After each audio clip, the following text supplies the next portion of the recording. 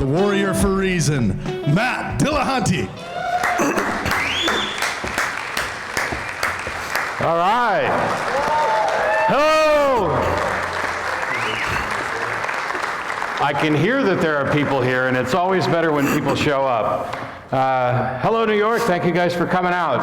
I am touring now with the Magic and Skepticism thing, but tonight's going to be special. I'm not actually going to do any of the magic stuff that I was going to do. But if you want to see something later, you know, I can pull my finger off or whatever you want. I am very fortunate tonight. We've been doing a number of special events in addition to the Magic and Skepticism. This event, and a huge thank you to Pangburn Philosophy for putting this on, and a number of the other events. You can give them a round of applause.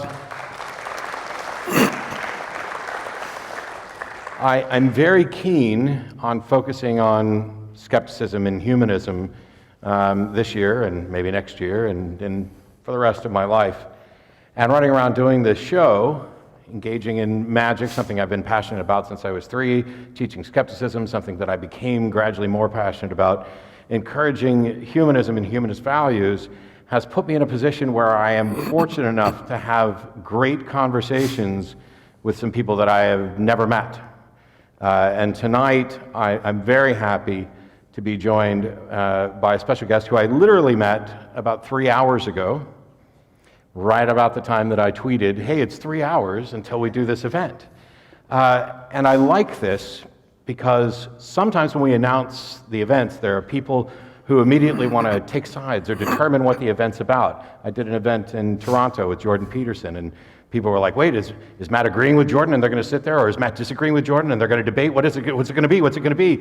And it turned out it was a conversation that I enjoyed, and I hope that tonight is even better. He's come all the way over from Great Britain. He is the author of The Strange Death of Europe. There's copies out there for you.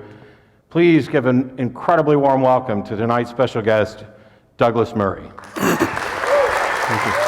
Thank you.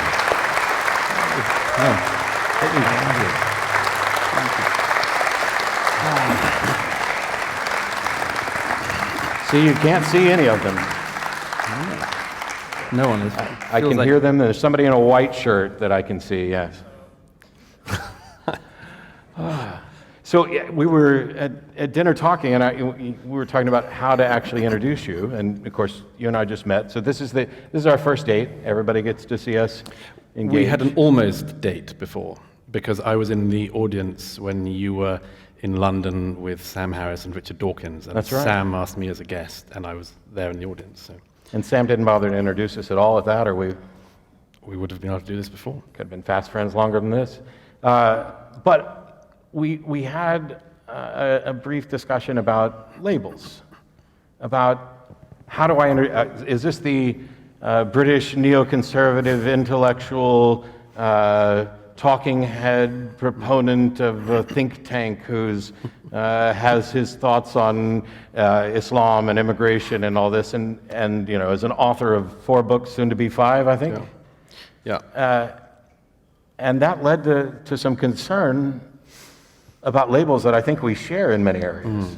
By the way, in Britain, if you introduce somebody as an intellectual, it's death. Nothing that kills something more. I have no fear of being introduced like that anywhere. Yeah, no, I am concerned about labels these days because we were talking before about the nature of the internet and that nobody expected it to go this way of like, unbelievable vitriol and rage and sort of grasping for short-term explanations for people. And yeah, political labels and indeed some religious labels become really unhelpful because they become a sort of way to not listen to somebody in advance. You know, some of it can be useful, obviously, but by this stage, I kind of feel most political labels are a real problem. Yeah, I wonder how much of it is maybe. I don't necessarily want to label people as excessively lazy or frustrated, but I think that has to be a part of it where everything is a label. Every word we use is a label for some concept, and so we use this to communicate, and we're generally pretty good at it in the sense that we're not falling apart at the roots of civilization. We're able to, you understand me, I understand you, even though I don't have that particular accent. We've sorted it out a little bit.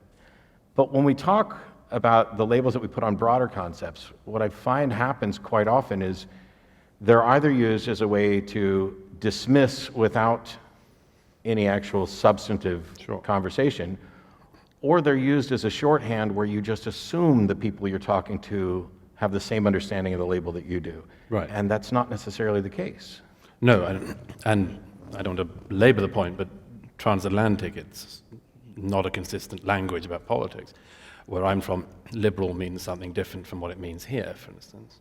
And there's all sorts of words like that that don't travel. But no, I mean, I think that generally the problem of labels has been accentuated by social media, which has all sorts of advantages, has some serious drawbacks. And the main drawback, I mentioned this to Matt earlier, is that people who do the sort of things we do used to craft what we said and what we wrote in order to make sure, among other things, that an honest critic couldn't misunderstand us. And the strange thing about the era of social media and the internet is that you end up having to craft what you say and write in order to try to make sure that a dishonest critic also can't misrepresent you. It's an almost impossible task, but one we're obviously trying to find our way through.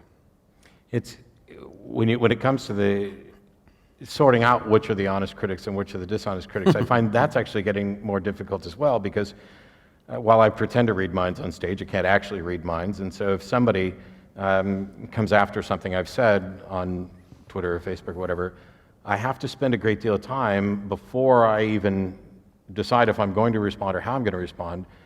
Is this individual confused? Have I not crafted my message clearly enough?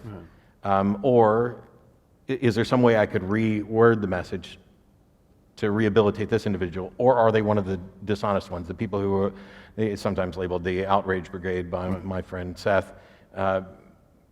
They're just never going to be happy no matter what you say, because you didn't say it exactly the way they wanted to in the time frame they wanted. Yeah, what I get is you didn't say it all in the 60 seconds we gave you, which, if you're dealing with the meaning of life or something, it's often hard to hit that moment. Yes. It's in the debates that I've often had with religious apologists, there's something called the Gish Gallop, which is named after Duane Gish, where the apologist will present 20 things that are wrong, right? Each of which would take you an hour to 10 hours to properly rebut. Yes. And then whichever ones you don't address, when it's their turn to speak next, they'll say, my opponent failed to address points 3, 4, 7, and therefore I win. Yeah. Well, the Times of London the other day reported on this Flat Earth Society that's now booming, at least booming to the extent that Flat Earth Societies can for the time being. But I mean, they had I don't know, they had a conference the other day in London, and they got like 300 flat earthers who all had these points about like the horizon. No one had actually been to it. How do you know? And there was some amazing. Then they had T-shirts and things. You know, they obviously want people to know they're flat earthers and how dim they are. But you know, we weren't expecting that. We weren't expecting the Flat Earth Society to get a boom in the foreseeable future, and yet there they are. I can remember years ago, and I don't know how many people here watched a lot of episodes of The Atheist Experience, but there was an episode where I basically said, well, nobody believes in the Greek gods anymore. And that was a mistake because the emails came in. It didn't come pouring in, they trickled in, but it was still... What did they say? They said, oh, you're wrong. I actually still do believe in the Greek gods. And I was like, oh, that's a good joke. And then they were clearly offended and outraged that I would dismiss this as a joke. And so I had a brief conversation with one of them, and it's not worth repeating. But to be fair, it encouraged me to exercise more caution in making, grandiose claims of nobody believes this anymore. Oh, somebody does. You sort of hope that they're in a terrible internecine war with people who still worship the Roman gods. They just go at it late at night. Yes. I've done much the same thing with Christian apologists on occasion. There was an event where I had done a video about slavery, and every Christian apologist has a different pathway to try to rehabilitate the Bible's position on slavery. And so I was standing there with 4 of them, and they were all trying to rehabilitate it in a different way. Right. And so it was perfect, because I just said, you 4 sort it out. When you figure out what the right answer is from God, come back and I'll address that one. Because until you do, I don't see any reason to address 4 different answers from God. Why hasn't he cleared this up already? Yeah. Were there any plausible arguments from them? I don't know. I never heard back from them after they... I suspect that there was not agreement. At least they'd all agreed it was bad. And they were You would hope so, but you would be mistaken. Really? Because there are people who go down that road that say that once upon a time it was perfectly moral and acceptable. And also that because ultimately it was in the benefit of those who were enslaved, because they now had access to the true religion that they didn't have access to before. Right. God, it's a hell of a way to get it, isn't it? It's the worst route there. Yeah, salvation at gunpoint, I Yeah. guess, kind of. There's one question that I was asked to ask you, so I might get that out of the way, because it might tie into a few things. An internet friend of mine wanted me to ask why you encouraged atheists in Great Britain to go to church last Christmas.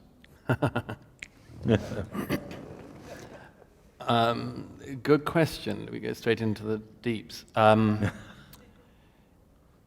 Well, obviously Britain, where I'm from, and Europe more generally, the situation with religion is different from the situation you have here. I mean, there are all sorts of differences, all sorts of similarities, but we don't have in Britain a kind of any form of strong Christianity that I see as being any threat in the public sphere. I mean, our bishops are all basically on the verge of atheism, as far as I can see. If you get a bishop in Britain, I mean, the hardest thing to do for them is to affirm what was their creed.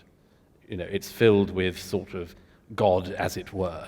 You know, so we have the sort of doubting bishop as a sort of perpetual part of the comedy of British life. And so we don't have that assertive form of religion which can still exist here, and in certain states is very strong.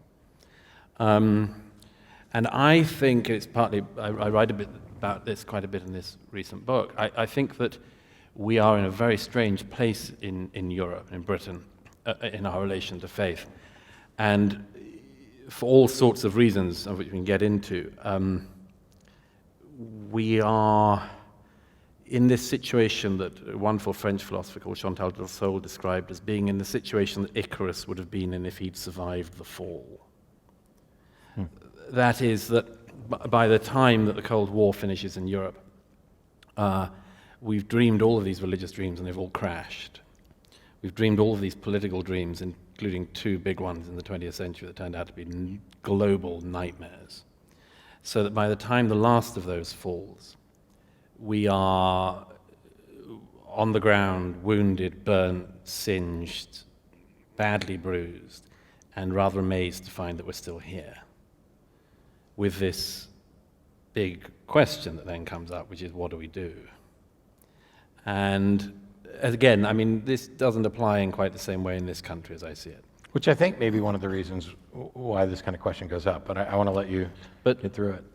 But I suppose one of the things I feel, and I know a lot of people now in Europe from the political left, right, center ground, atheists, non-atheists, and so on, who are starting to worry. And I suppose the worry, for me, condenses into this, which is the increasing fear that the Enlightenment didn't go very deep or very wide or very far, and that it turns out not to be cherished by all that many people, and that what might come down the road might be so much worse. I put it no stronger for now than the nervousness. And since this is a situation we're in, I mean, I'm an atheist, I have been for many years. I don't believe in the little claims of the Bible or anything else. But I do recognize something which in Europe, at any rate, I see and I'm concerned about, which is what I regard as a vacuum.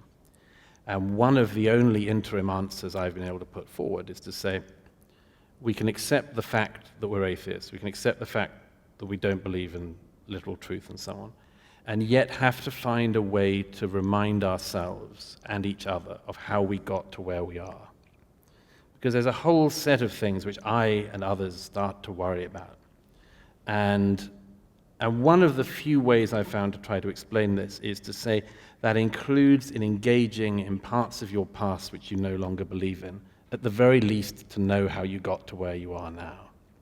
So I didn't say in that piece that people should go to church and praise the risen Lord, but to say to them, at least engage in the thing that got you to the place you are now and know how it happened. Let me put it another way very quickly. One of the most striking things, there's a British rabbi called Jonathan Sachs, who has some position here in New York as well. Some years ago I said to him, a slightly impertinent question, but I said, Rabbi Sachs, I know quite a lot of your congregation in London, and how can I put this, but they all seem to be atheists, or at least a lot of them. And without missing a beat, he said, oh, most of them, I'd have thought. And I said, he could see I was sort of slightly thrown, and I said, well, what do you take from that? And he replied rabbinically with a non-answer. He said, this year 98% of British Jews will be celebrating the holidays. And this is just an interesting way through a bit of this, it seems to me.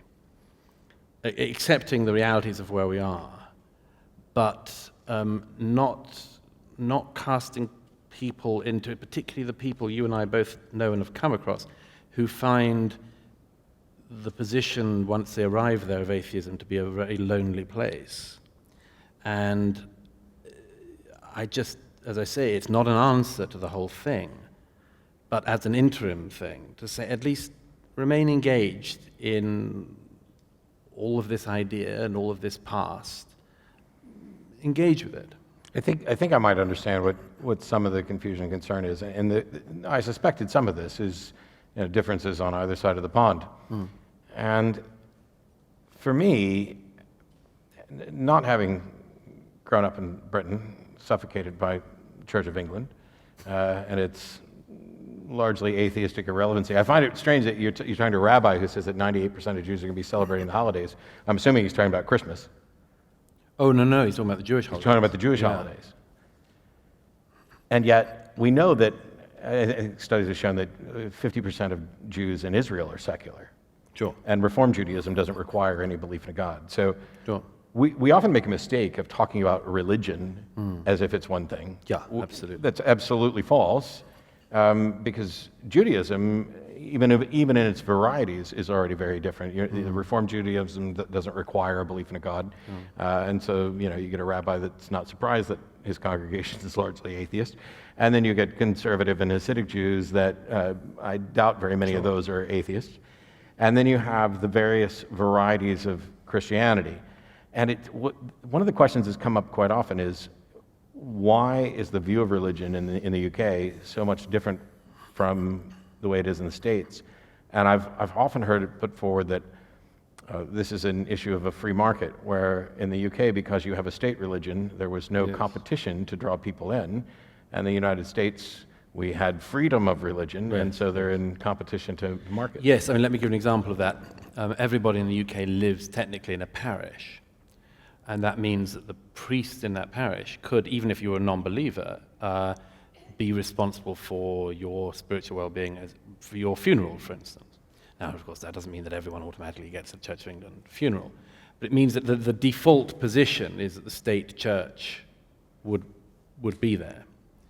Whereas I think if you were a Catholic, for instance, if you were an atheist and you died, your local Catholic church would not stake any claim for your religious rights. So there is yes, it has done something strange like that. The other thing is just that, who knows, it's just a lot more advanced in Europe, for good and ill, but that they say that, well, the southern Mediterranean states, Italy, Catholic Church is very strong still, Spain, very strong. So, you have to draw up these distinctions within it. But basically in the Protestant parts of Europe, yeah, there's very little. They some time ago, I think, became basically the Green Party at prayer. They explain how important it is to tackle global warming and so on, which is all good, but it's not saying to people, you have to affirm the creed, otherwise you're going to hell.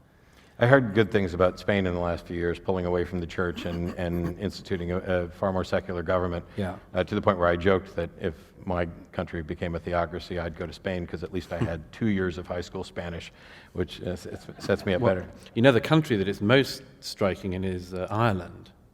I first went to Ireland. I did my first book in the late 90s, 2000. And then Ireland was still a very, very, it's the most oppressively religious country in Europe I'd been to. The Catholic Church had such a grip. Today, I don't think you could find a more secular country. It's really fascinating, and it's one thing in particular, which is a clerical abuse scandal, which has just turned the Irish people, understandably, against the whole thing. And, to the extent that a bishop now stands up and makes a moral pronouncement, and the Irish public want to do the opposite. In fact, the Catholic Church, I can't remember what was in the abortion debate or the gay marriage. Yes, they sat out the gay marriage debate, basically, because they knew that if they came out against, the public vote in the referendum would be even bigger for gay marriage. And the scandals, they go deep there. They're not just dealing with pederasts and child rapists. This was theft of children from unwed mothers and workhouses and just... and in living memory. Yeah. No, it's an extraordinary thing, but to see a society shift that fast in 18 years or so is a remarkable thing. Which kind of sticks a pin in what everybody who knows me knows I've been waiting to object to.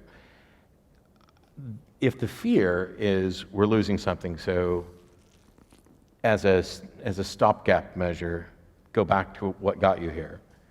I might have a slight issue with going back to what got us here if the place we are is that we're bleeding and bloody on the ground after the fall. But one of the things that the secular community in the United States has been doing, for the longest time, atheism in the United States was a bunch of guys that looked like me complaining about how much religion sucked and congratulating themselves for getting the right answer to what I think is literally the easiest question: do I have enough reason to believe this? But as we move forward, and the percentage of the population that identify as nuns, the NONEs, no religious preference and no religious identity, we've started to do things like, well, actually Sunday Assembly, I think, started in Britain, but it's here as well, an oasis, and we're building landing places that are founded on principles of secular humanism, which can serve as one potential moral and virtue guiding principle, but also create places for people to land when they find their way out of religion. Sure. And I'm happy to tell people, I go to church not for the reasons that you're suggesting, but I go to church more often than people would guess, because on the TV show, I want to make sure that I am not strawmanning religious views. Do you ever get surprised when you do that? Not anymore. No. There's been a massive change from when I was younger. I mean, I went to a Southern Baptist church primarily. I would occasionally go to Pentecostal churches because they had better concerts. And they would have the Christian rock bands of Petra and Carmen and stuff, and they'd all come to those churches. So I liked those. The very words Christian rock band just make me kind of come goose pimply. I feel the same way when I hear Christian magician, but that's another story. But growing up in those kinds of churches, I want to make sure that I'm not only relying on the version of Christianity that I grew up with, and that I'm not relying on something from 30 years ago. Yeah. So I will go to some of the churches. The mega churches, even most of the people I grew up with who were religious would look at most of the modern mega churches and say, well, that's not Christianity. Right. Now, I don't get to say what is or isn't Christianity. That's for them to decide. But it is very much, you don't get dressed up in your Sunday best anymore. You go in jeans and a t-shirt, and you're singing rock songs that have been perhaps mildly converted to be a little bit more about a God. That some atheist on LSD wrote this song for the secular world, and the church has managed to co-opt it, and they've co-opted the slogans from everything. You'll have T-shirts of the McDonald's shirts, and they'll twist the McDonald's logo to be about Jesus and all this stuff. How do they do that? It is. What? So Seth Andrews, everybody love Seth? Yeah. Yes. He hosts the Thinking Atheist podcast. He has a video up specifically going through the various things that Christian organizations steal. They twist it around. How do they get Jesus out of McDonald's? Does anybody remember the unusual specific one sentence from to utter, McDonald's? I don't know, but there was Wow. They take Mountain Dew logos, everything, Right. and just turn it into this. It is very much a marketing thing, and I don't want to ever say that somebody's being disingenuous about their beliefs. Sure. But when we talk about, hey, maybe we've lost something, I don't think that I could ever send people to church for that reason, and it may just be a difference in the type of church that we're talking about. Yeah, it may be. I mean, as I said, I don't want to overemphasize it, but I mean, there are tiny, tiny pockets where what I'm saying is not the case. The island in the Outer Hebrides that my father comes from, there are about 30 different sects of Presbyterianism, within about a square mile of each other. And they're a bit watered down, but not that much. But otherwise, you as I say, it's fascinating to me because I've been doing this for 20 years or so, and I've just noticed that the entire discussion on ethics, for instance, if you go to the BBC or something and you have a discussion on ethics, 15 years ago, you'd always have a bishop, purple robe, big cross, and so on. And now they just don't go for those guys. And when they do, those guys don't have much to add, it seems. I mean, you can, regret or otherwise, I don't particularly, but you can see they just don't know how to find a way into the discussions we're now having. And this is something I've actually been kind of standing in opposition to here, because you'll watch the news and there will be some member of the clergy on to comment on seemingly everything. I'm exaggerating slightly, but there'll be a political discussion and you'll have to get the minister's view of it. And it happens in the local communities as well as the national news. I remember a CNN brief piece, but it stuck in my mind forever because the banner behind them was, "Why do atheists inspire such hatred?"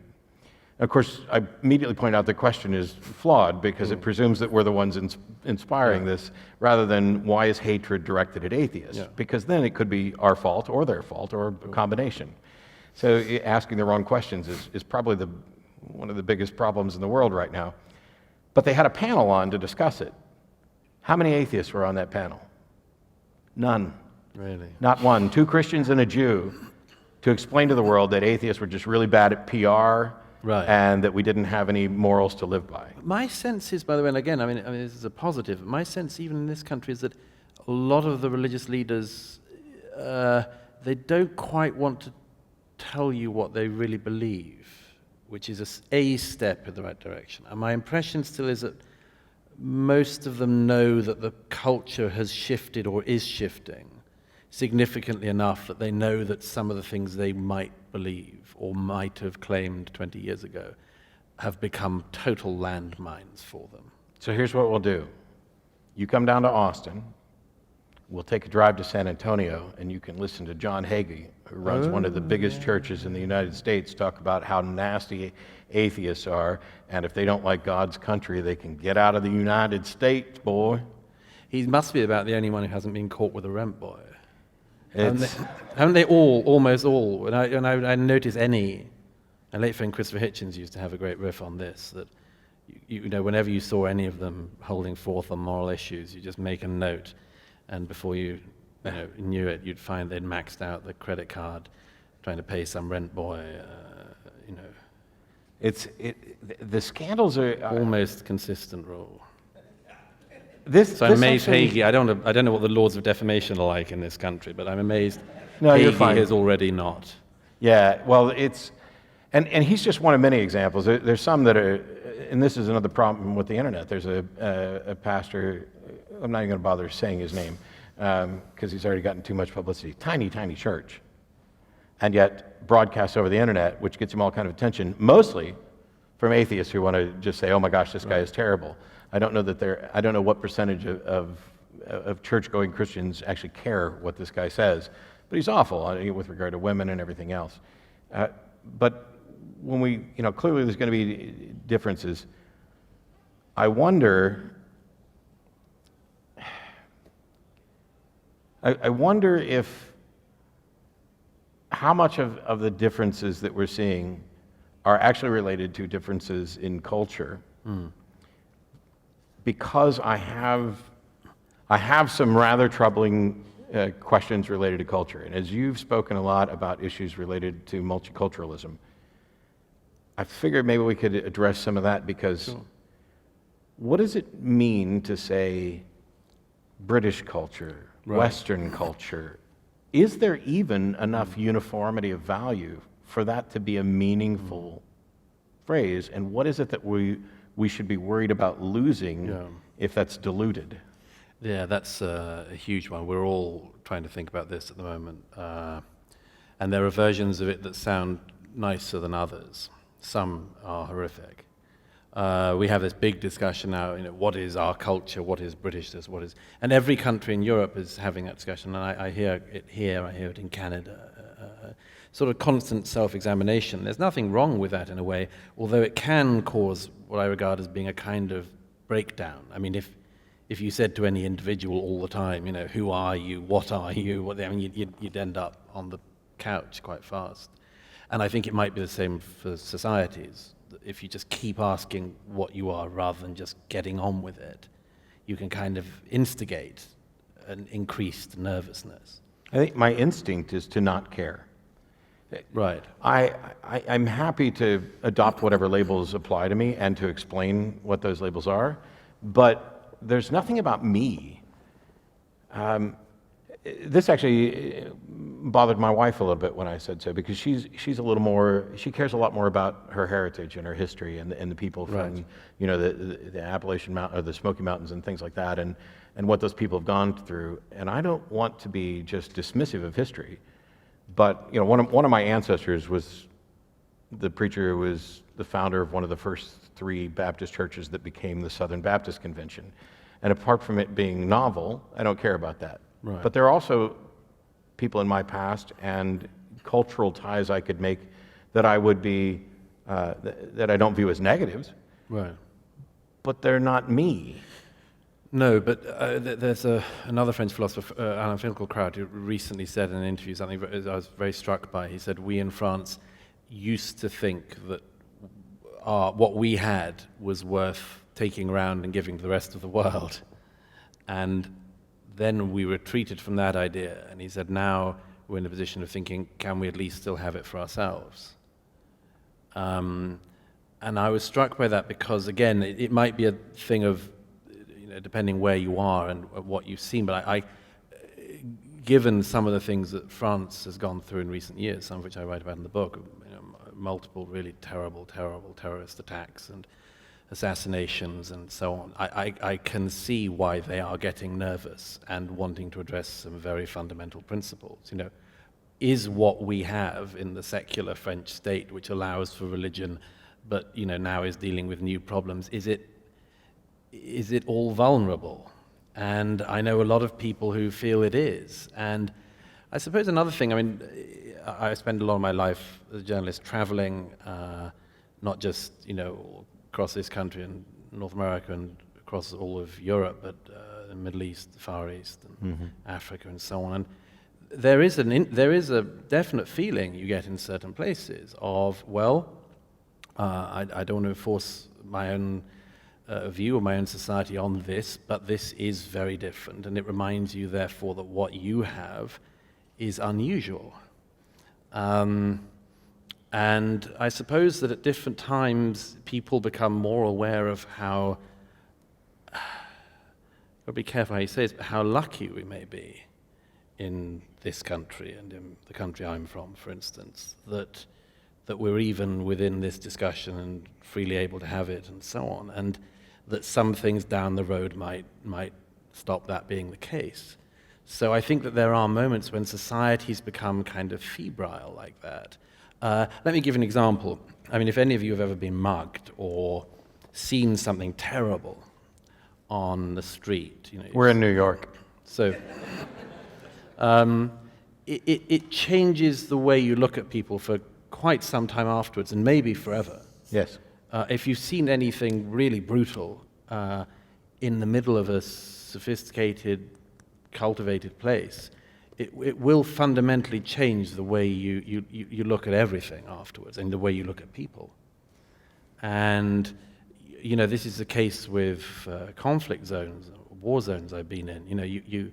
It's not just that you come back from those places thinking, my God, I've got an idea of how lucky we are to have this settlement we have, but also why people who are from such places have put it this way, have one less layer of skin than everyone else and feel certain things early. And that's the case in certain countries in the West at the moment, and that's partly what this book is about, that certain countries, France being one, are really reevaluating some of this because they are seeing futures that they want to avoid. I can see that. First of all, I recognize that there are people who are going to have experiences that are going to change the way they view things. That doesn't change whether or not their view is accurate. Sure. But when it comes to this idea that we need to protect our culture, whatever it is, from some other culture, that just doesn't seem to resonate with me for any reason, because maybe it's because I'm the standard generic privileged white American dude who doesn't care that much about his past, but I view things in terms of there are right answers and wrong answers to how to do things. And different views of what was right and wrong have existed in different cultures. Sure. But we know that some of them were wrong. I don't think either one of us is a remotely a moral relativist. Sure. That is the thing that I want to hold to. What I view as the value of secular humanism, the value of basic freedoms. If I have a town and a bunch of people start moving to my town and they're bringing their cultural stuff, I don't have any fear that they're going to kill off my culture, because anything that's worth value to me, I'm going to protect anyway. And I advocate for the freedom for them to engage in and support and value their culture, right up to the extent that it impedes on the secular, reasonable, scientific founded, laws and things. It's like that. a boundary beating. Yeah. I mean, you've got to beat these boundaries quite hard, allow a lot to go on within it. But yes, and once certain lines are crossed, you've got to take a stronger view on it. That, by the way, I mean, I hark on about it. It may not be of much interest, but this is why France obsesses me, because within 1 year, they had the massacres at Charlie Hebdo, the most satirical, secular, atheist paper. They had the massacre of most of the staff of that magazine, and also a priest beheaded at the altar in Rouen as he was saying Mass. If that extremity of things can happen in a culture in quite a short space of time, that is the sort of thing that would return you to the fundamental questions. And as I say, one of the fundamental questions all the time is what we have the sort of natural default position of humankind, or is it a pretty unusual thing caused by quite unusual factors? And I, at any rate, take the second view, and therefore think that from the secular tradition and others, you've got to be aware of it, at the very least, to make sure you don't piss it away. I think one of the things that this is another difference from two sides of the pond, and we talked about this very briefly, is that people will contact me on the show and say, "Oh, you spend all your time talking about Christianity. That's all you talk about, Christianity. Why would you do that?" Because it's a call-in show, and that's what people are calling in about. First of all, it's also my background. Well, you don't talk to us about Islam at all. And I was like, well, actually, we have many, many times, and there are occasionally Muslim callers. There's one of them who I'm fairly sure I made cry, even though that wasn't my intent. But we address those things, and yet the thing that I keep trying to point out to people is that while I might agree that when it comes to religions worldwide, Islam might be the single most dangerous ideas and be the greatest risk worldwide, but that doesn't mean it's the greatest risk in the United States or in Texas or in Austin. Sure. And you've spoken a great deal about Islam, and I think that there are different things going on in the UK that we don't see here. I mean, Muslims in the United States, I mean, apart from the general fear that has been instilled in everybody, which I think is at least exaggerated for us, but I couldn't say that for everybody. There are Muslims in Dearborn that are, drinking and getting tattoos, and they've been their version of Islam has been poisoned, probably for the good, by the secular and perhaps even Christian culture that they're surrounded with. I once was with a pretty devout Muslim friend, and he'd been fasting for Ramadan, and he broke the fast with me in a pub with a pint of beer. So I thought it was a happy meshing of cultures. And so when we see these changes, and granted, I don't know, and you're free to tell us what we don't know about how things are much more in conflict with regard to people trying to impose their version of Sharia law in conflict with UK laws. And yeah, there is some of that, and some of it's exaggerated, but a lot of it is real and is there. And I mean, I give the example of the de facto blasphemy law that now exists across Europe. I mean, it's not just Charlie Hebdo. Quite a number of colleagues and friends have been shot at in recent years for blaspheming Islam, and that's in 21st century Europe, and it's something which I, at any rate, and a number of other people refuse to shut up about, because we think it's intolerable that should be the situation. And the oddity of that is that, if there were to be anyone who decided to kill Michael Palin tomorrow because of the life of Brian, I strongly urge this is not something I think should happen. Yes. But if that were to happen, the whole culture, everything would turn on whoever did that. There would be no ifing and butting. There'd be no kind of, well, you've got to understand the offense he caused. We'd just be saying no. And that isn't the case with this other religion in this situation, partly because people are worried about allegations of bigotry, partly because they're worried that, it's kind of punching down, and one of the motifs of the time on this, and that you might be upsetting a beleaguered minority and so on. But a third of UK Muslims polled after the Charlie Hebdo attacks said that they had some sympathy with the attackers. A third. I happen to be gay, and I'm not delighted by some of the attitudes you can still hear from churches here about homosexuality. But, in my own country, there was a poll in 2009 that found among British Muslims 0% thought that you should be tolerant towards homosexuality. And a poll taken 2 years ago found that the majority of British Muslims wanted being gay to be made illegal now. So that's the sort of thing where you just start to worry. Okay, we've seen this off from one direction. What if it comes in another? And what if it benefits and gains from the fact that people are basically not primed to deal with it anymore? There's a documentary on Netflix, because I watch tons of documentaries on Netflix, especially when I'm on the road, and it's called Welcome to Leith. And it is about a bunch of Nazis or neo-Nazis who moved to a town somewhere in, Wyoming, Montana, someplace, and essentially tried to take it over. Right.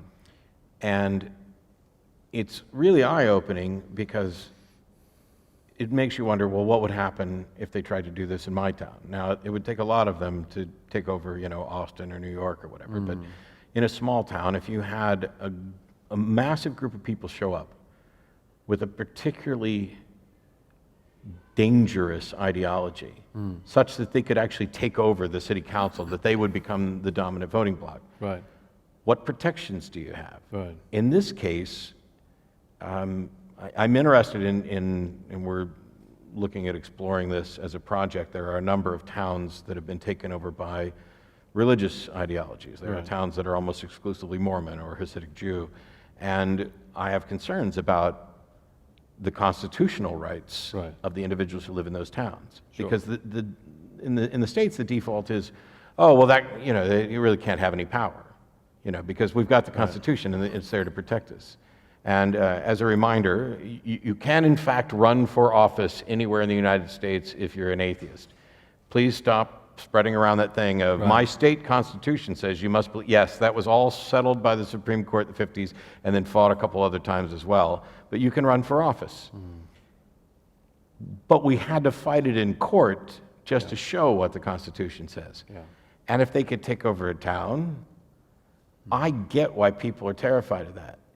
Wouldn't it be a more practical solution? I don't know how this applies in the UK, but to just make sure that our laws are such that people can exercise their religious freedom, but they can't, there's the old joke about the Constitution, two wolves and a sheep are arguing over what's for dinner. Sure. And the Constitution, or the democracy is what allows them all to vote, and the Constitution is what guarantees that the sheep's not going to be dinner.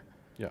And it seems that we can enforce those ideas so that people can have their preferred culture, provided it can coexist with the surroundings. Yeah, the moment that's what we're really struggling with across Europe at the moment, is to work out where the moments are where you tread over the rights of others in a way that's unacceptable, and also then what you do about it. Because this is, it's a dialogue of the demented at the moment, where the society says, there are some things we really strongly believe in, and if you don't believe in them, well, please do. It's not very assertively made. There's a sort of, well, what happens if I don't? Well, please do. There's no follow-up. It starts to look like war and conflict and physical violence ends up being inevitable if you can't come to a reasonable... Yes, and some people do fear that's the case. I don't take as apocalyptic a view as that, but there's a long way for this to run, and it doesn't all go in a good direction. I know that I have probably 50,042 questions left for you, so we'll have to continue another time. But I've also noticed that it's been shockingly almost an hour, even though it feels like 20 minutes. Can I ask a question of you? You can. You may. I spent, sorry to walk into your Q&A time, but I spent part of this morning watching your event with Jordan Peterson a couple of days ago. I'm doing some events with him in London coming up. And I was fascinated by it, and I just wondered if you had any thoughts about it that I might have missed. Has anyone here seen it? Well, probably quite a few people, yeah. It's an amazing conversation, I think. And I put out a video on my Atheist Debates channel, giving most of my thoughts to it. I am still confused and more than a little irritated. Right. Because I know that he had conversations with Sam Harris, and the first one was awful and painful because they couldn't come to some understanding about what truth was. Yeah. And for me, truth is that which comports with reality. Done. Or at least that's the truth I care about. Once we start talking about, oh, well, it's true for me, or it's true in a metaphorical sense, I realize that you can inspire people and even educate them with analogies and stories and things, but I care about whether something's really true. There's a gentleman that messaged me on Twitter, and he's written a big piece about this thing that I did with Jordan because he thinks I'm just monumentally wrong about what people actually believe. about the existence of God. And he's like, most people, who believe that God exists don't actually believe that God exists. And I just think that's monumentally arrogant and dismissive. How dare you? I mean, there are probably people who have a metaphorical view of God that's fine for them, or that they believe in. But I know what I grew up with. I know what's popular and evangelical and fundamentalist. If you go up to them and say, you don't actually believe that there's a God, you'll find out fairly quickly that they are at least willing to defend the idea that they do. They might even thump you for Jesus. They might, yeah. Punch me in my fat face for Jesus. That was one of my favorite threats. But when I look back at the discussion, there were things that I loved about it in the sense that we were, it's frustrating to me that I can sometimes have conversations with people I disagree with much more easily than I can with, for example, some of my friends on the left who've decided that because I'm not willing to punch people for saying things that are awful, that I'm a Nazi sympathizer and will go out of their way to say this. Right. So it's frustrating because I disagree with, I don't think Jordan values skepticism. He kind of scoffed at it under his breath. And I wish I would have addressed that more. I think that's the biggest regret from the conversation that I have. But I was happy with that we didn't spend a whole bunch of time talking about truth, except that it concerns me that with the fuzziness of how he talks about it, that maybe every single objection I had can be dismissed by saying, well, he didn't mean that true in reality. When he says, you can't quit smoking without a mystical experience, that atheists would actually be murderers. The reference to crime and punishment. Yes. I thought that was very interesting, yeah. I'm still not convinced of what he believes about the reality that we, as far as I can tell, share. But to say that Soviet Russia was a secular humanist... I could see that was a bit that really got on your tits. It did. Because you can say it's atheist, and I'll agree all day long. And it was all, you could also say that it was, you could try to make an argument that it was because of atheism, but you can't really get anywhere from atheism to, therefore, we should kill people and have this particular... You might as well start with his mustache and say, mustachioed dictators are awful. Yeah, I thought it was fascinating, and it was really interesting, the points at which you really were clearly at loggerheads. One was that issue. A thought occurred to me, though, that Jordan clearly has a pretty bleak, you might say, realistic view of human nature and what it does when it's unleashed. And I share some of that. But it's possible that was one of the things that was playing out underneath that claim of his, which is... You sometimes see this, by the way, among very conservative people, that they come to quite rigid feelings about things because they actually themselves intuit where they might go unleashed. And that seemed to me to be sort of abundantly there in what he was saying. And I find his attitude towards religion fascinating. He reminds me of the philosopher Roger Scruton a bit, because Scruton... I think he's written a lot about religion, but I think that if you really dug down and you said to him, for instance, do you believe in the physical resurrection? He would want to not answer that question. And that's what I think does. That's where Jordan is as well. And I'm not putting any views onto him that I think are dishonest, but I think that he has a real fear of saying something which he thinks would cause damage in a way if he did it. Well, that's the one question that I asked him that I had prepared ahead of time based on what I knew, and that was, what is it that you fear we will lose if people give up a belief in a God? And he started with, well, we'll lose the narrative, the metaphorical substrate of the narrative, blah, blah, blah. But that doesn't tell me anything, because it doesn't tell me what of the narrative is of value that we're losing. Right. And then when I pressed on that, he just said art, as if there's not... Well, the problem is that I could say there's tons of art from atheists, except that he also doesn't seem to think there are any atheists. Right. He thinks everyone is religious and that people are just professing atheism, but they've made... None of this meshes with... Certainly it reminds me when I'm in debates with Christian apologists, and they say, "Oh, you're not really an atheist. You actually are just publicly denying that you exist. You believe in a God, or you actually know that a God exists." And that comes from, I mean, I did a debate with Cy Ten Bruggencate, who's a presuppositionalist, and that's his big thing. We all know that God exists, including you. You're just lying or whatever. And he's mocked for it. And yet in reality, Jordan did exactly the same thing, essentially saying, all you atheists are professing atheists, that a real atheist would be a cold-blooded killer who would rationalize and justify this way. You can't have a moral foundation that is secular.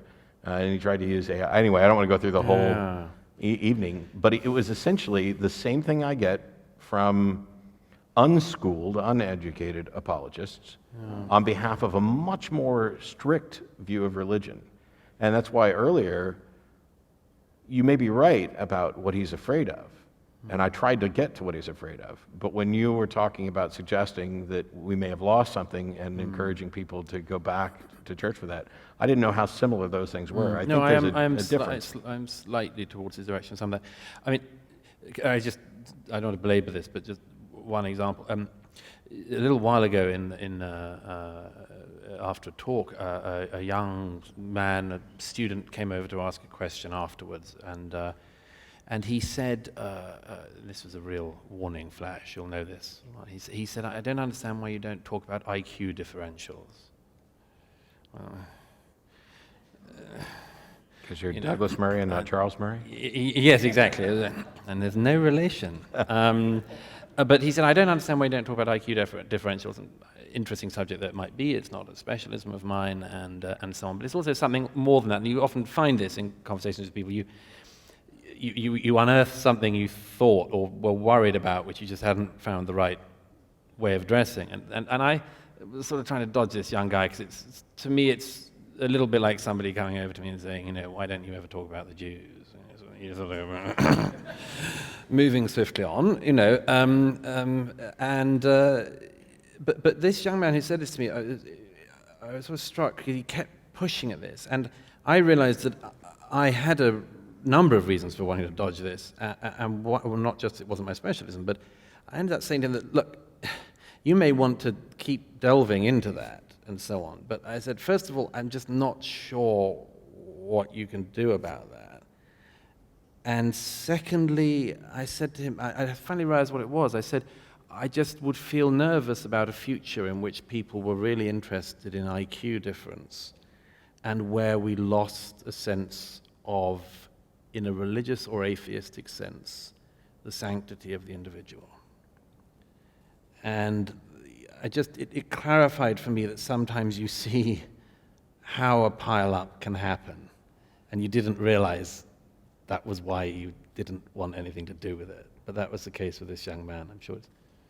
There's people who press on a number of issues. I'm exactly with you. One of the reasons that I'm advocating so much in this year and more than the past, I'm an atheist, but I'm also a secular humanist, and I also value human life and human dignity. And as somebody who was given IQ tests as a kid and had specific things done to me as a result of those scores, I know people with IQs higher than mine who are boneheadedly stupid, and people who have incredibly low IQs who are brilliant at things. And I care more about what people believe, because the beliefs inform the actions, and mostly I care about whether or not those beliefs are reasonable. Because I want to make sure that, I've said I want to believe as many true things and as few false things as possible. That's me cribbing Hume in a more hip fashion. But it's true, and you have to have both parts of that. And it seems to me that anytime we start trying to quantify the value of people, doing math with souls, doing the collateral damage math, doing the what's your IQ, how many Twitter followers do you have, all of these things distract from whether or not what this person has said is reasonable and accurate. And you always get to that position that any avid reader will always be confronted by at some point, which is that somebody you know who's never read a book can be the loveliest person you know. That's not a discouragement from reading, by the way. No. And Or indeed buying books. especially as we have the Strange Death of Europe. On that note, I want to we're going to go ahead and move on to some questions from you guys, because you guys may have way better questions than I was going to come up with at all. But thank you so much for doing this, and we'll get some questions here from folks. There are microphones up at either one of these. And I think they'll bring, I don't know what the lighting change is going to be, but you can come up to the mics. A couple of reminders. After we're done with the Q&A, Douglas will be out to sign books, and I'll be out to shake hands because I don't have a book to sign yet. But also, questions end in a question mark, and they don't begin with your life story or your dissertation. Those who are familiar with me from the atheist experience know that I will hang up on people, and if you think I can't do it live from the stage, you are mistaken. But we'll start here with you, sir, if you can. You don't have to say your name, but who the question's for, or both, or whatever. My name is Alex. Question is open to both, but somewhat more focused to Mr. Murray. In your book, you refer a lot to the dichotomy of identities between Eastern Europe and Western Europe. My family is from Eastern Europe, from Romania, where we have a very deep relationship to perhaps not being particularly observant in religion, but being Eastern Orthodox. Many of our saints fall into very much this idea of protecting Europe from the Ottoman attack, for which we, for hundreds of years, were both subject to, 500 years, and fought against. And it's this new type of narrative that we do speak about.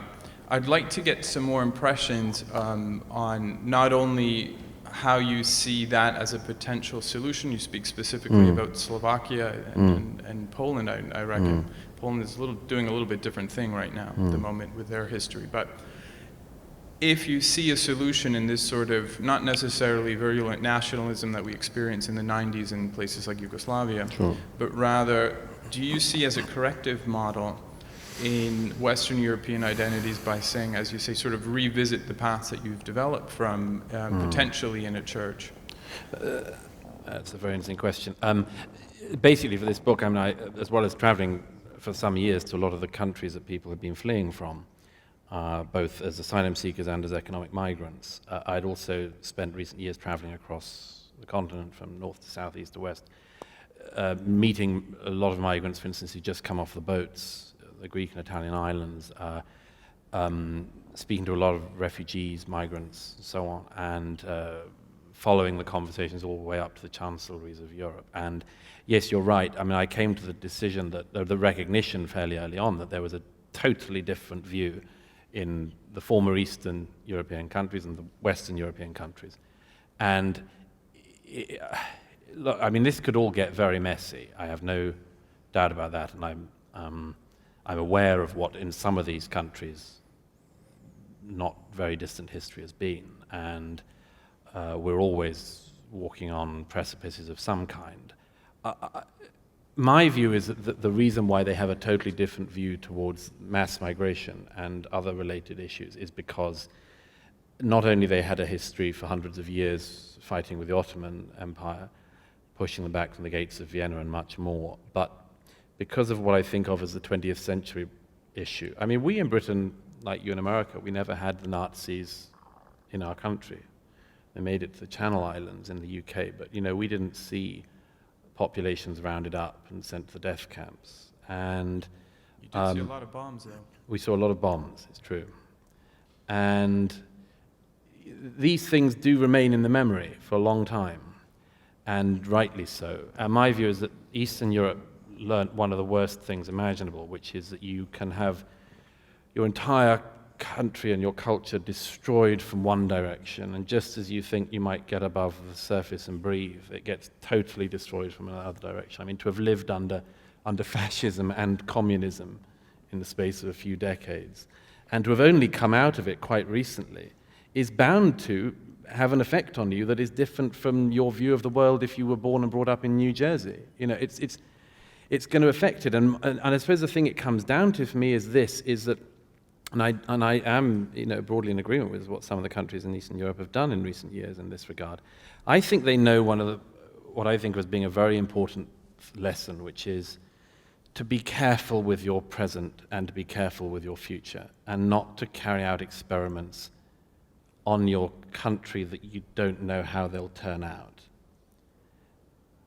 Just to be careful with your future, because you don't know. You could screw it all up in new ways. And in Western Europe, there's a lot of things we're coming across which we never expected to come across because we hadn't planned, and it didn't mean any of it to happen. And and I think in Eastern Europe they have a different view. So I just say that it's not an argument for people being a liberal or being anti-democratic or anything like it. I think people should be very careful, because this is, for most people, the only vessel they have to live in.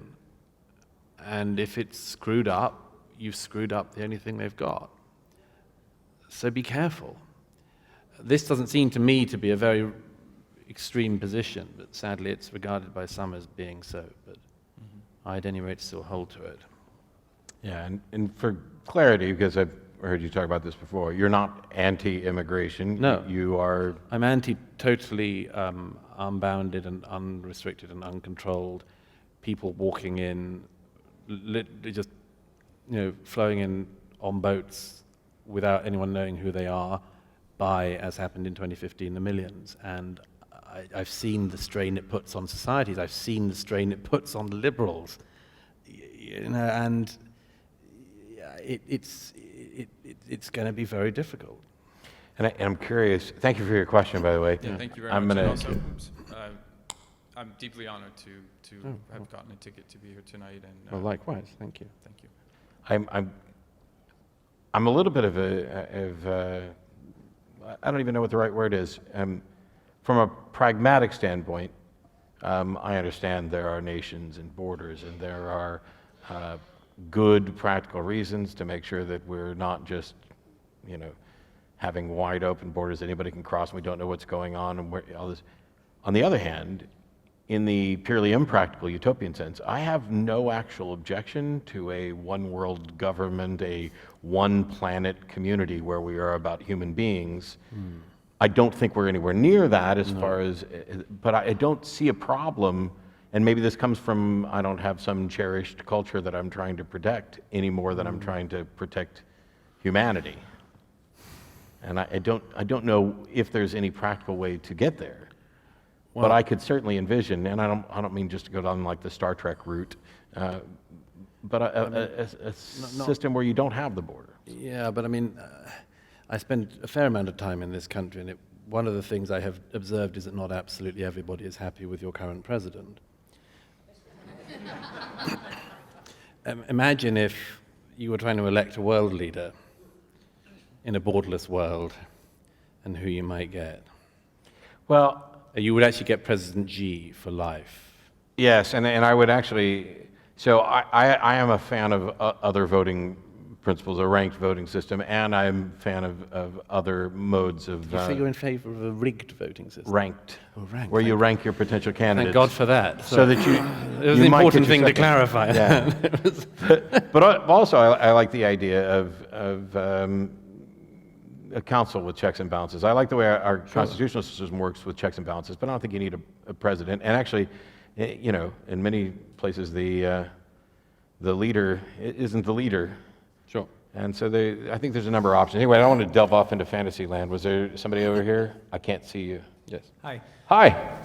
Mr. Murray, in one of your discussions with Sam Harris, he expressed skepticism about you talking to Stefan Molyneux because of his sort of fetishism of IQ differences. Yeah. And I was wondering if you had any thoughts about that, about if you think there are limits on who you're willing to engage with or who you think it's appropriate to speak with. Yeah. I love that question, actually. Thank you. There are people that I won't share a stage with again. There are two, at least, Ray Comfort and Saiten Brungate, that I've talked about publicly. There are probably people that I would not share a stage with because my view on this is that I share a stage all the time with people that I vehemently disagree with, and I share a stage from time to time with people that I somewhat disagree with. I mean, we're going to disagree on some stuff. I think that the counter to bad ideas and bad information is good ideas and better information. And I think that if an idea is bad and seems to be increasing in popularity, that it's almost a moral obligation to address it. And so I'm in favor of the conversations. There were people who didn't like the fact that I sat down with Jordan. There were people who didn't like the fact that I sat down with you. And that said, there are also cases where I have no need to sit down with somebody. For example, Richard Spencer. Now, he's a white nationalist, white supremacist, neo-Nazi, whatever label he's willing to use.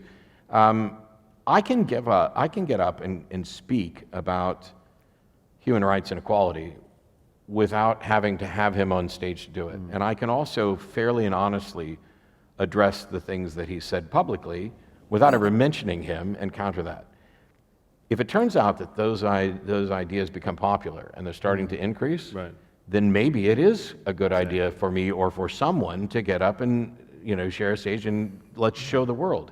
I have a lot more confidence in let's put the information out there and have the discussions. I have a lot more confidence in the general public's ability to figure out what's going on.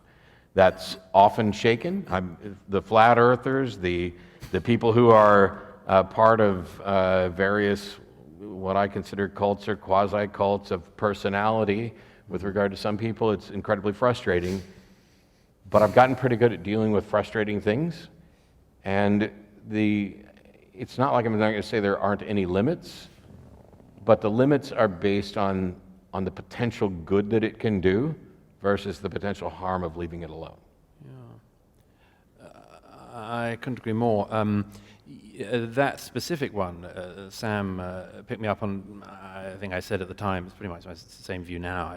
You have a conversation with somebody, it all seems to be pretty normal. They throw something in that isn't your thing, which I've had to find out a bit more about since, but I sort of ducked that. And Sam quite rightly noticed that I ducked it, because I just thought, well, why is he doing that? And now I'm a bit wiser about, as I say, the sort of warning sirens that go off about certain subjects. But I'm a great fan of promiscuous conversation, and there's one example I'd give in the UK. There's a guy called Anjem Choudhury, who was a very prominent, led a tiny number of British Muslims, but a really very, very vehement and violent group. And 10 years ago or so, I was challenged to a debate by a student society in London with him, and I said I'd do it, and it turned out to be a front group and things, and there ended up being a kind of riot in the London streets, and the police asked me not to come, but I said, hell, it's my capital city, I'll come. In fact, not only did they duff up a colleague, but the police got there in time to get me out. But the bit we did have in the street was very, very helpful. Firstly, because I got him to say something I'd always thought he thought, and he said it in public. And secondly, that on the basis of that event, the terrorist group which he was leading was shut down by the British government, finally. And I know that the security services and the police were taking photos, and that in the 1 year after it, by about a year after that occasion, at least half a dozen of the people who were in front of me with Anjem Choudhury had been sent to prison for trying to kill people.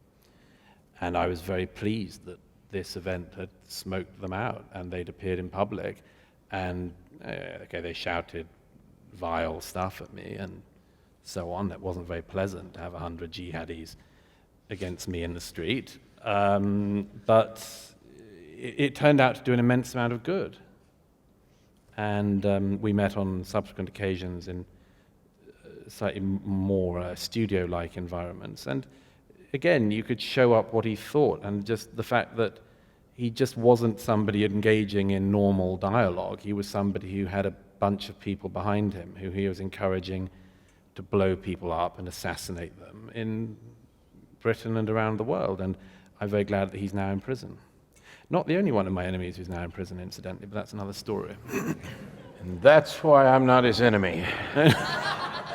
Yes, sir. Hi, I'm Chris. I'll give this to either of you. Let me just first say that if you're looking for an example of a community to study where a fringe group has basically taken over the entire civil government, Curious Joel here in New York State would be an excellent example. That's one of the towns I was talking about for filming for the documentary. The question is, we seem to have moved as a country, our country, from healthy skepticism where you withhold acceptance of an assertion absent being presented with or finding appropriate evidence, to unhealthy skepticism where you reject basically any assertion that doesn't meet your existing framework of biases. I have to interrupt you right there just because I'm doing the Magic and Skepticism tour, and I will never call those healthy and unhealthy skepticism. One of them is skepticism, and the other one is cynicism, and they're different. Fair enough. But then the cynicism is reinforced by the fact that people gravitate to the TV channels, the blogs, the social structures that reinforce their belief structure. How do you challenge that? How do we as a country get back to a situation where reasonable, healthy skepticism is an appropriate way to make decisions? Let me give you one example, if I may, which has been much on my mind recently. Russia. Okay. I've written a lot on foreign policy and international affairs, but Russia happens not to be a specialism of mine, but I'm interested in it. I have quite a lot of friends involved. And something remarkable has happened in recent years. There was a time in the last decade when it was really very hard to alert people to Vladimir Putin's nefarious activities. People didn't really care that much. They poisoned somebody on the sushi shop opposite where I was living at the time, but it was like, oh, well, that's the Russians. And so it was sort of hard to wake people up about that subject, about kleptocracy in Russia. And then we got to this weird stage where absolutely everything that happened that some people didn't like was blamed on Russia. Now it's really hard to persuade people that Russia is doing anything. They either say that it is controlling the entire world, every single plebiscite, every vote is organized by the Russians and so on, or they just believe that the FSB and its sister organizations are just sort of sitting around throwing paper darts at a wall somewhere in Moscow. And it's very, very hard to find people in between these two places who are willing to pay any attention to specific things that the Russians are doing and have been doing. So that when, for instance, sorry to be local about this, but when in this charming cathedral city of Salisbury, a former Russian spy and his daughter are attempted assassination with a really specific nerve agent, people are like, well, it could have been the British government.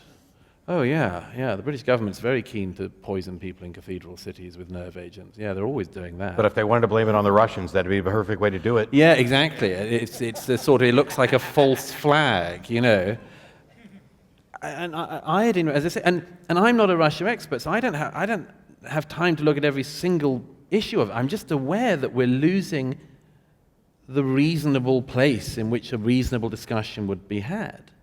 And that's just on one issue. I think the best thing about this is that whatever the solution is, it's already started in part because we're now more aware and talking about this. Question comes up almost everywhere we go, or at least me. I'm assuming everybody's concerned about this, or at least a good chunk of people are. And as that concern increases, you'll get people who start to recognize, hey, yeah, the algorithms on Facebook are feeding me all the shit that I want. Right.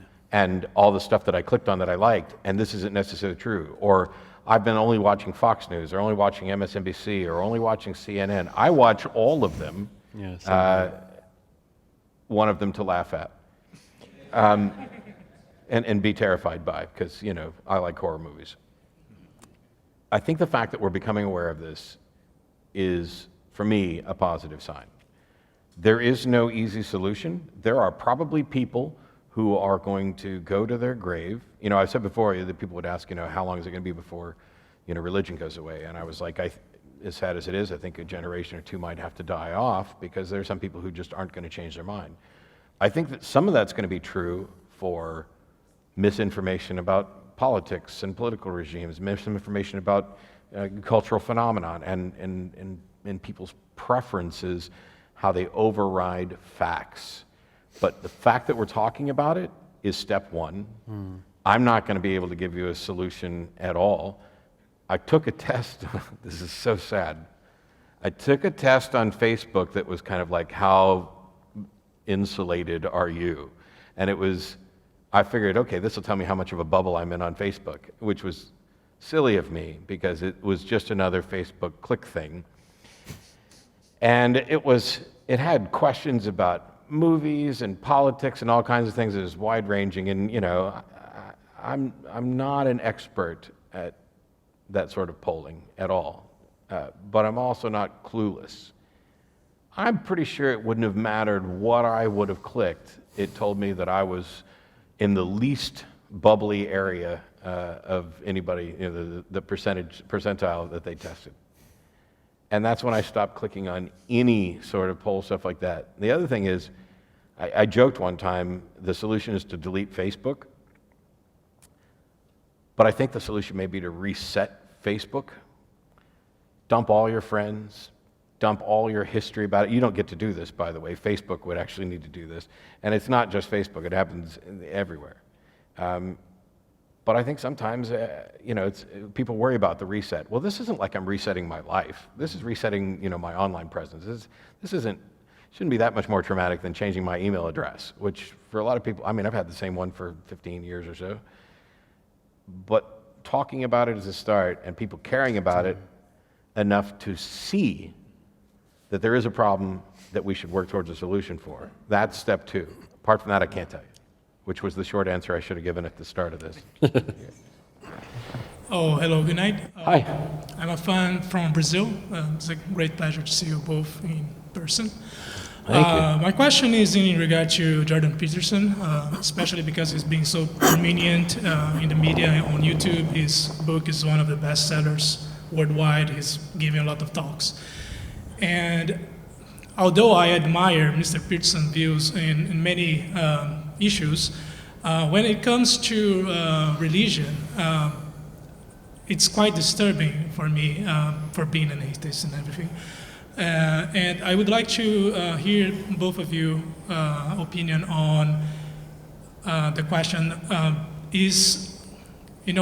since Jordan Peterson is so influential, because he believes in God and he has these religious beliefs, is this a threat to the skeptical movement way of thinking? Is it a threat to the skeptical movement? No, I think, well, all right, this is going to be glib and rude, but at least it's honest. I don't think it's skeptics that are actually agreeing with Jordan, or at least not people who are applying skepticism. The thing is, skepticism is essentially, as the last gentleman said, withholding your assent to an idea. It is, I am not convinced and will not be convinced until there's sufficient evidence to warrant that. That's it. It's not saying this is nonsense. I don't run around, in many cases, there's a line that Richard used that's from somebody else, and I'm going to butcher it, but it was something about your idea isn't even wrong. That it's so muddled and confused that it isn't even wrong. Essentially, it's incoherent and unfalsifiable. I don't know how big of a threat this is. What I've been trying to do, I did the event, and I know Douglas is going to do some events. Sam's done. I think Sam's got like 3 or 4 events with him. And hopefully over the course of those, we can get to some clarity about. Sometimes I'm not convinced I even remotely understand what he's advocating for, because I'll be honest, I don't care about metaphorical truths at all. I care about reality. Now, as I mentioned before, I'm fine with the idea that you can inspire people through this stuff. But I can't tell you how much of a danger it is to anything, because there are fans who've written me who say, oh, I'm a big fan of yours and I'm a big fan of Jordan Peterson's. I couldn't wait for you guys to sit down and talk. And I wasn't familiar with Jordan, so I kept saying, what is it about him or his ideas that you are a fan of? and most of them didn't answer. There were a couple that answered with something that I still didn't grasp, and one of them was pretty much, I just like the way he talks about stuff, and he's really good on psychology. And I'm not here to psychoanalyze him or get in his head, but based on what he said, I don't know how much danger there is. It may be that this is a softening of religion. It may be a completely different type of reform. I just wish that I have a difficult time looking at someone who's an apologist about something that's unclear. Because if a word can mean anything to anybody, then it means nothing. And so if you say, I believe in God, and you and everybody else have a completely different, God is real, and you have different definitions of God and is and real, I don't know where you go from there. Yeah, I agree with some of that. Look, Then you're partially right. And I'm partially right. I think that he's done several things, and he's doing several things which are very important. I don't know if one's allowed to still quote Woody Allen, but let me just try. Some years ago, Woody Allen gave an interview in which he was asked about whether he minded not having gone to university, and he said he had, because although he'd spent his life reading, and amazingly wide reader and a wide knowledge, he said he felt that it was like a bridge. He had that bit and he had that bit, but what he hadn't ever got was that. And I knew exactly what he meant. Like, I don't have the arc that you can get if you've studied the whole of, I don't know, whether it's literature or law or whatever. You know how you get to there because you came from here and you know the whole route over the bridge.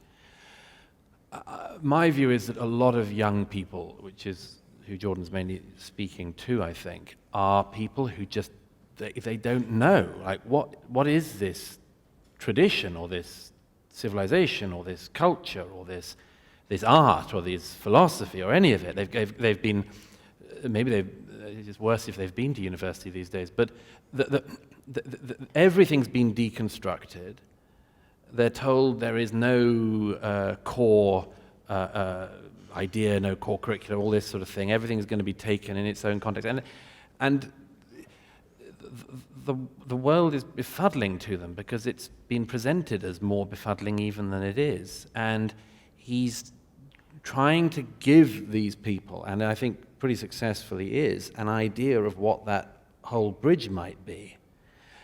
And the second thing I'll just say very quickly is that he is speaking to a thing which I've written about quite a lot as well, which is this sense, again, I don't want to bang on about the Europe aspect of this, but a German philosopher, Jürgen Habermas, who I quote in my book, wrote what for me was a very important essay some years ago called The Awareness of What's Missing, where he writes about a friend's funeral who is an atheist who leaves instruction that there is to be a funeral in a church. There's no amen to be said, and there are to be no priests in robes.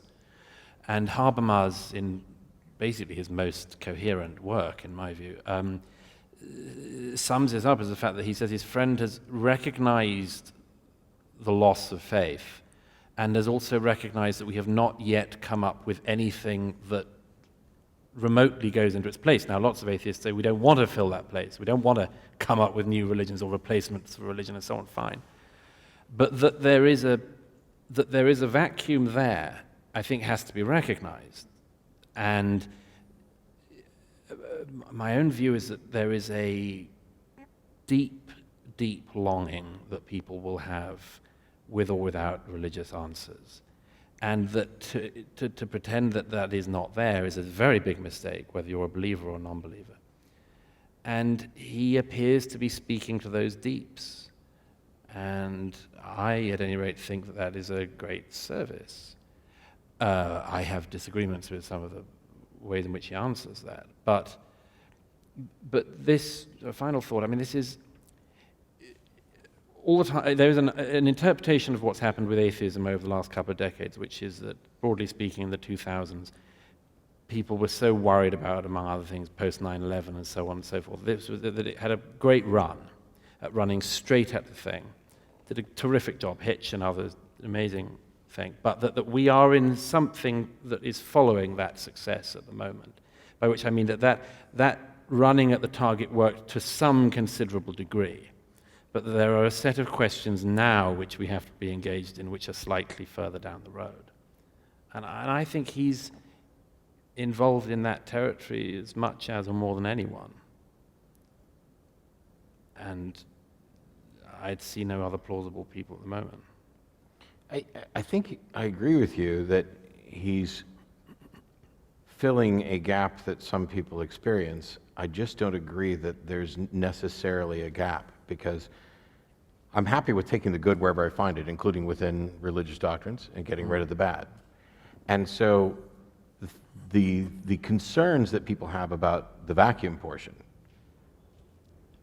everyone that I've been presented with, I have, at least for me, and it may not apply for everybody else, I don't see a vacuum there. Right. I have a perfectly acceptable moral foundation, absent religion. I think that, and a matter of fact, not only do I think that the vacuum is something that religions have created, but amplified. They've done a disservice to people in how they deal with death by not acknowledging that it's an inevitable part of life, that if you realize or are convinced that this is the only life you know you're going to get, you might treat people differently the first time around rather than thinking you could make up for it. It was said once that religions poison you and then offer you the cure, and I think that it's more accurate to say, and I've said this before, that religions convince you that you're poisoned and then offer you the homeopathic remedy.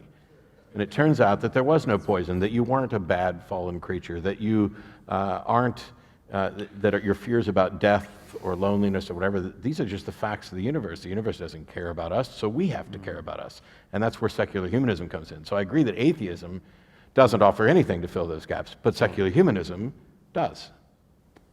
But I also agree that there are plenty of people who aren't going to accept that, and he may be filling a gap. And on that front, I'm a little worried, not that the gap is being filled by something that is terrible or particularly dangerous, but I see some things that are cult-like, and there are people who almost view him as a messianic figure. They don't know what to do with their life, but he can tell them. Sure, but look, that can happen to a range of people. Sure. I mean, I remember at the end of his life, Hitch was concerned about the fact that some people, I mean, I remember there were people like who asked Christopher to officiate at their weddings. Yeah. I mean, that is a nightmare. You know, and I mean, obviously, it started to worry him. It would worry anyone. I'm not bloody wedding. I did two weddings. I'll never do another. No, I mean, it's so I mean, I wouldn't blame Jordan for that. It can come towards anyone who is presenting a comprehensive, deeply thought through, even if they're slightly wrong, you think at times, but a coherent explanation of what we're doing. And I mean, I've sensed this for years, that young people in particular, it's like, what are we doing? Well, I'm not blaming him for it. Sure. I'm just talking about the effect that I see. Got time for another? Yes. Hi, Douglas. Hi. I know you talked about your rejection of labels. I do think you have some conservative views, even by U.S. standards. Sure. As someone who's center-left, though, I find myself largely agreeing with many of them, and even the few I don't. It makes me pause for a moment. Voices like yours, I think, are surprisingly rare, particularly on the right in media today. And I think part of it is just intellectuals and more articulate folks do not want to risk having to break through the nuance of why they're not xenophobic or racist or hold bad views, and they'd rather not volunteer that information, leaving more extreme voices to fill that gap. So you talked about bridging divides and getting out of the bubble. How do you achieve that if maybe one side has a steeper price to pay for expressing their views than another? Good question.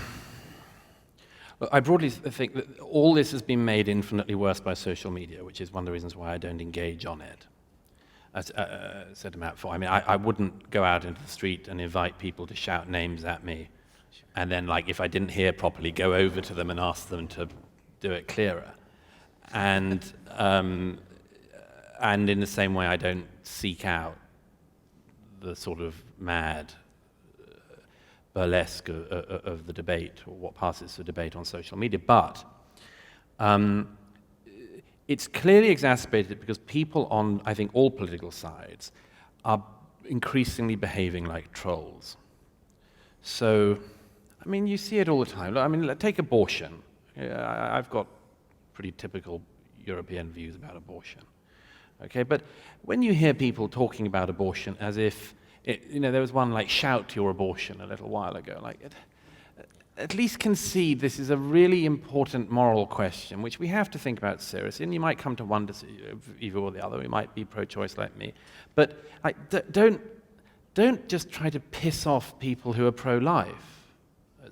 I think pro-life, by the way, I don't like the saying. It's like the other side is pro-death. But anyhow, but you see this all over the place at the moment on almost every issue. It's like the people I Lena Dunham says this, so I'm going to say this. Donald Trump said this, so I'm going to run this way, and it's just clearing out all the mainstream. I gave the example of Russia, but I mean, you could do it on almost anything. People that seem to be forming political views, not because they've reasoned themselves into them, but because they want to piss off people they hate. And I just think we have to find a way to do better than this. And it comes back to this thing about not making claims about your opponents that are just demonstrably untrue.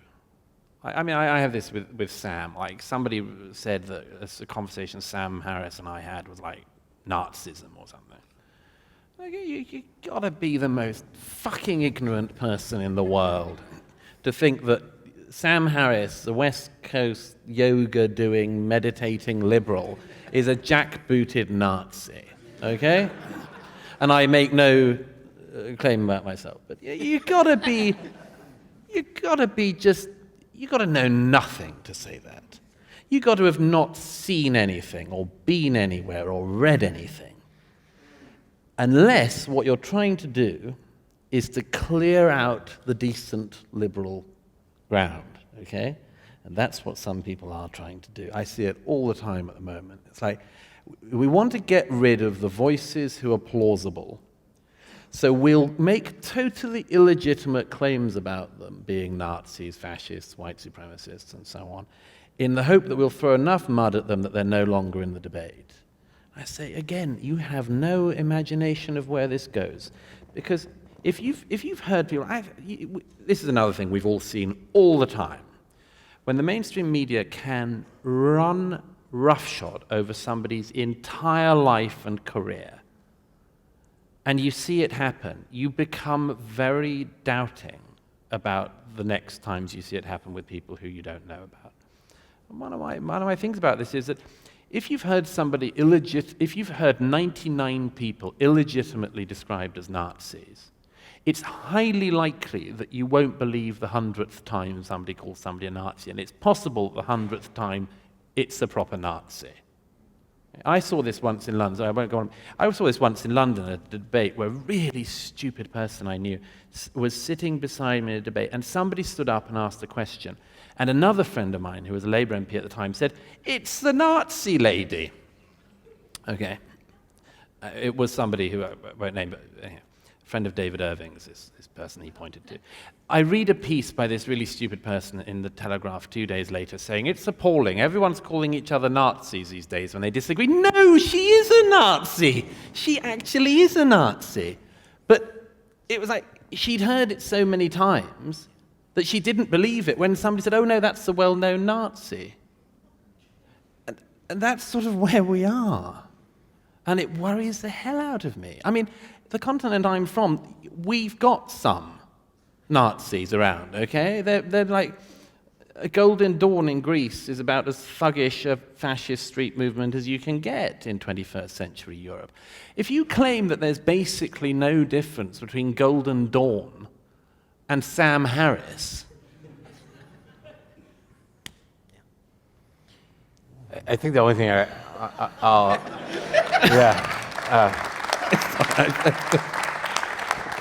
I'm tempted to add nothing, but there's one thing that ties to your question, and no offense to Douglas, but I heard him do it, we all do it. But I keep cautioning people against it anyway, even though I'm prone to it, so it's worth getting out there. Argue honestly and stop pretending that you can read people's minds. Yes. When I'm as pro-choice as you are going to find, I've debated it, I will call the other side anti-choice, and I will demolish their views that I think are actually harmful. But my wife and some of her friends had previously said, the anti-choice people, they just want to control women's bodies, they just want to control sex, they just want to punish women for having a vagina, a uterus, sorry. Boy, I can't believe I got that wrong. It's not my area. Yeah. So cheers. And I said, don't do that. What you should do is say exactly what the truth is, which these individuals want to implement policies that would have the effect of controlling sex and making women slaves to their biology, et cetera. That doesn't have to be their motivation. Their motivation could be, we want to make sure that every living thing lives forever. And if you misrepresent what their actual motivation is, they get to dismiss you immediately. In the same way that when Jordan Peterson or somebody tells me that I don't actually not believe a God exists, I get to dismiss them because I know me enough to know that they're wrong about that. And so if you stop pretending you can read people's minds and stop pretending you know what their motivations are and instead talk about what they're actually doing and the consequences of those actions, I think you will get a lot farther. There's a lady there. Thank you. Yes. Hi, Sarah. I'd just like to say I'm Jewish. I do believe in God, but I don't think that God it discriminates against atheists because he made you guys for a reason. Then number two, I would like to address the you bring up the blitz. Circuitously or, obliquely.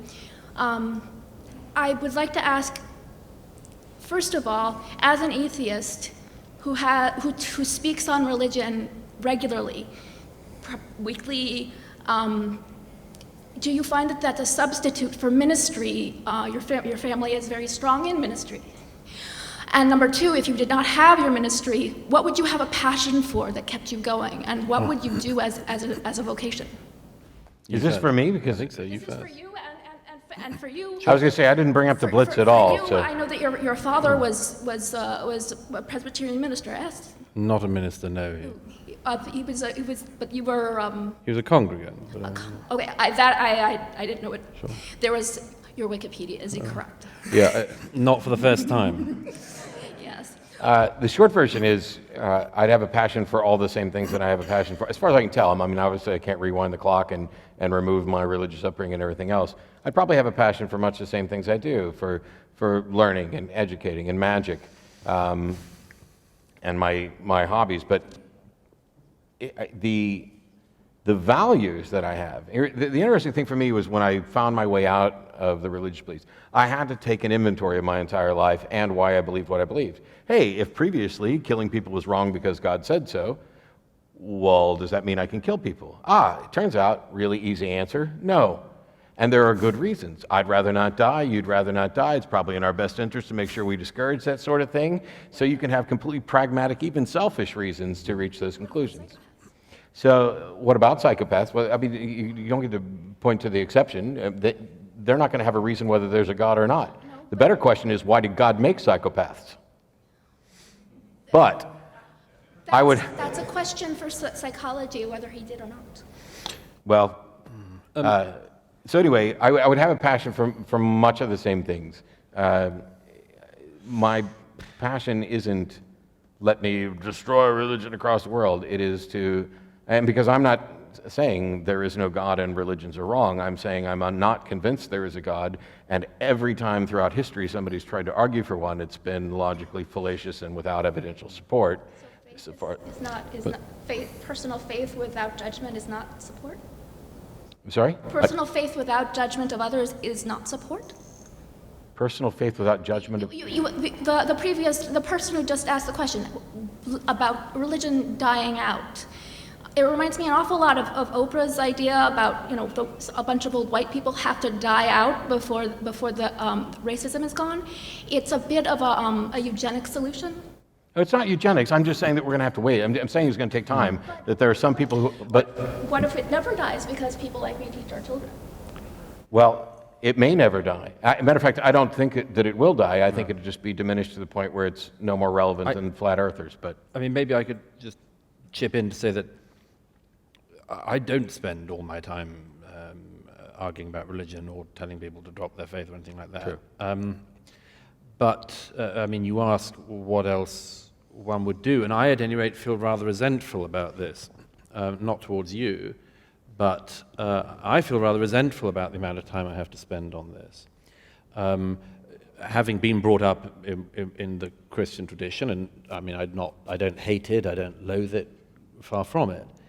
But I resent the fact that having, broadly speaking, managed to see the church's role in society reduced to the position which I think it should be in, I feel resentful that now in the 21st century I have to spend so much time reading hadith and so on. And I think of all the things I would do, and it answers your question. What I would be doing is doing what I did from the beginning, before this all diverted me, which is to be concentrating on my first love, which was literature and art, and writing about that. And the only reason I don't get so much time to do that is because I don't think that the conditions for that to continue to be done are satisfactorily safe at the moment. So you believe But the moment, that Hashem and Allah are the same thing? I believe in what? Do you believe that Hashem and Allah are the same God? Because you just talked about hadith and not about, say, Talmud. Well, no, because, I mean, I can assure you, madam, that if people were chopping off people's heads in my country and citing the Talmud, I'd be reading a lot more of the Talmud and of Jewish law, and I'd be engaging myself far more in that. It's just that, in the last year, it's been multiple times that people have, for instance, walked across London Bridge slashing at women's throats, shouting, "This is for Allah." So I find myself unable to spend as much time on poetry as I'd like. But, it's a frustration I have, which I hope to get over someday. So when you start being able to read essays from me on literature rather more, you'll know the world's safe. Not all believers, hashtag. Do we have time for one more? Actually, that has to be the last question, they're telling me. So thank you, and thank everybody else. Thank you guys so much for coming out tonight. Thank you. That was a great pleasure. Thank you, man. Thank you very much. That was a great pleasure. Round of applause for Douglas and Pangburn Philosophy for putting this on. We'll see you out there somewhere. Yeah, absolutely. Thank you.